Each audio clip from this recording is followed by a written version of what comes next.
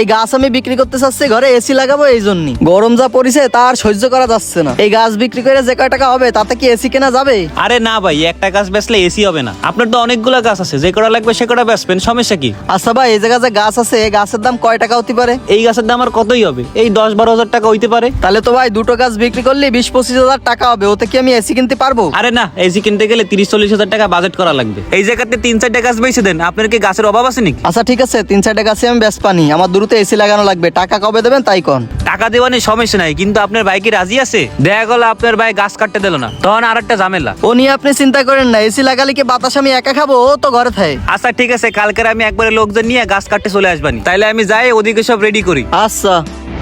এখন গরম করে আছে, গাছের দাম বেশি পাবেন। সামনে বর্ষাকাল আসতে আসতে গাছের দাম তো কমে যাবে। এই তো পাইছি সেই বাটপার রে। হ্যাঁ, এ ভাই একটু কথা আছে আপনার সাথে। একটু দাঁড়ান। যাই হোক, আপনি গাছ বিক্রি করবেন কিনা আমার জানাই না, আমি একটু ব্যস্ত আছি, পরে ফোন দিয়ে।